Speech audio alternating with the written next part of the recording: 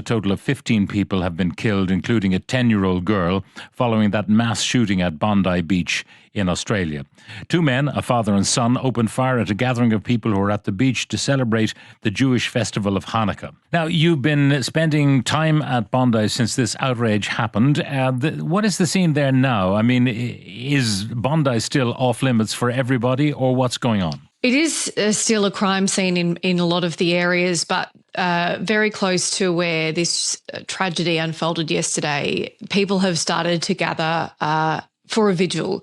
So Bondi is an area where there is already a lot of Jewish Australians who live there, but it's also an area where people come from all around the world to come to, we know, one of Australia's most, if not the most famous beach. And it's, of course, home to a lot of locals. So people have come down 24 hours on from what happened last night here to pay their respects, to leave flowers, to leave candles. My colleagues who were there not long ago said people were breaking out into song, into hymn, singing the Australian national anthem, coming together to try and make sense of what happened. But there is a lot of the area that is still off limits. You know, people, as you heard from that lifeguard, ran for their lives 24 hours ago. They were leaving their things on the beach. People's cars were still parked in the car park. So it sort of just got left how it was, and people have been able to hopefully start coming back and getting some of their belongings this evening. How quickly did the whole thing unfold? I mean, what was the timeline from at the beginning of the shooting to the moment when the two gunmen were apprehended by the police? It was a relatively short time, although for those people there, they said it felt like a lifetime. The shooting started at about 6:40 p.m, so just over 24 hours ago now in Sydney. It was Sunday night. It was a very warm night. The sun's still up, obviously, because it's summer. People heard the sound of gunshots, but presumed it was something much more innocent, for example, fireworks. But those close enough could see that these two men had appeared on a walkway which goes over the top of a car park and has a higher vantage point where you can see the park and then the promenade and Bondi Beach. So those two men, the father and son, appeared on that bridge, and they just started shooting at this group of Jewish people who were celebrating the first night of Hanukkah. For minutes, potentially almost up to 10 minutes, shots rang out in the area. There were dozens and dozens of shots. Everyone we've spoken to said it felt like about 10 minutes of shots being fired. People were killed immediately. Some people were injured. People ran for their lives. And it didn't take too long after that for police to arrive on scene. We've also seen some extraordinary footage of one civilian coming up from behind one of the gunmen, grabbing him from behind, taking his huge gun from him and turning it on the gunman. He didn't shoot. He then realised quite quickly, this civilian, that the police were coming. So he put the gun down and he put his hands up. But by this point, he had disarmed one of those gunmen, and it was an act of heroism, according to anyone who's seen the footage. But, you know, Australian leaders have praised this man as essentially having saved many more lives. As indeed even Netanyahu has praised him and mentioned the fact that he was a Muslim who did this. And you can imagine if there hadn't been that video footage available of that man who was a Muslim and to be seen by police brandishing a weapon, it could have ended much differently. But in any event, the gun was out of commission as far as the second shooter was concerned. So therefore, lives were undoubtedly saved by that man's heroic actions. That's right. And my colleague at the ABC spoke to the man's parents today. We tracked them down outside the hospital. So this man, his name is Ahmed Al-Ahmed. He was his father of 2 children. He was in the vicinity meeting a friend for coffee and saw what was happening and ran over. He was shot in that confrontation, and he's in hospital waiting for surgery. And it does seem like he will be okay, but there is still, serious concerns for him. His parents just happen to be in Australia at the moment from Syria. They don't speak English, but my Arabic-speaking colleague has interviewed them. They say they agree that their son is a hero, that he's the sort of person that runs in and helps when he sees that something is wrong, and that is certainly what he did. He's in hospital, and so are many others. So it's something of an A&E crisis, I presume, in the hospitals around Sydney. It certainly was last night. As you said, 15 people were killed, and that number initially was 12. So people were taken to hospital and later died.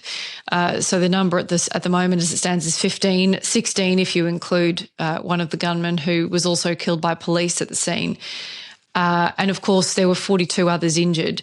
The number of people considering, still in hospital has gone down. People have been able to leave if they were not too badly injured. But there was an extraordinary effort. We know policemen were driving ambulances so that more ambulance officers could get to attend to the people in the back. We know that surf lifesavers, of which there are many at Bondi, were running in to help as well. And I saw surf lifesavers at the end of the night hosing blood off their very famous, yellow paddle out boards that they use, on shows like Bondi Rescue, which so many people know. So just extraordinary scenes of bravery from lots of people who were there.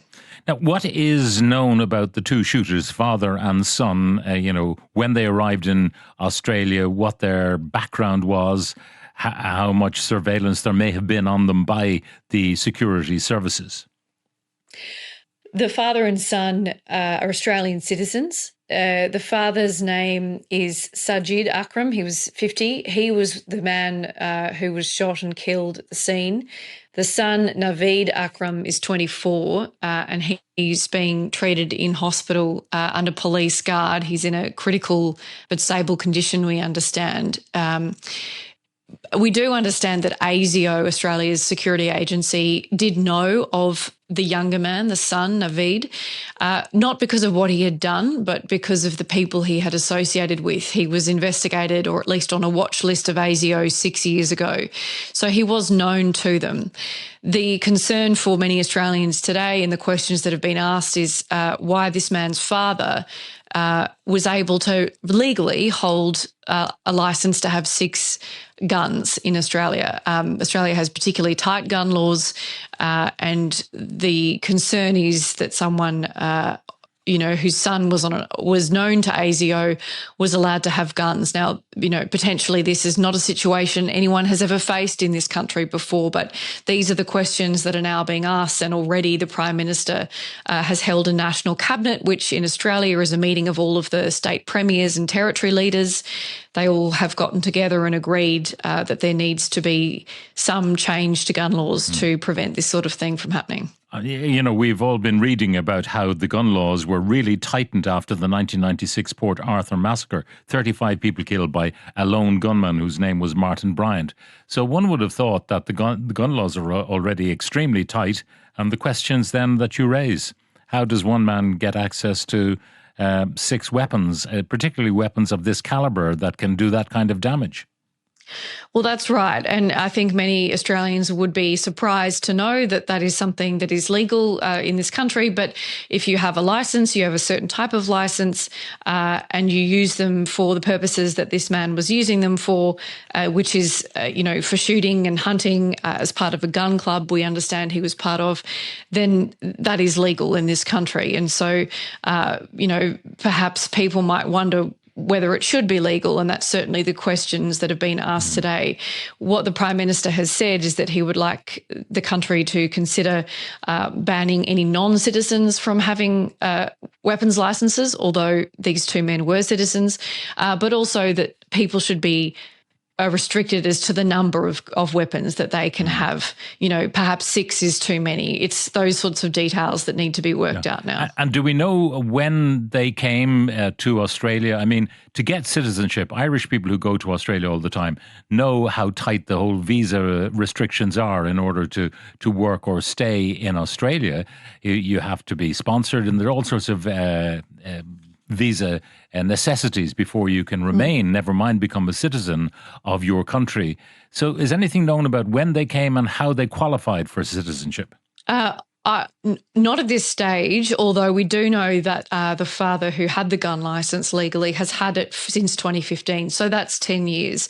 So he's obviously been a citizen for at least 10 years. He may have been a citizen for much longer than that. I don't know, and I don't think that information has been disclosed yet. But these are, the sorts of issues and questions that people will have in the coming days.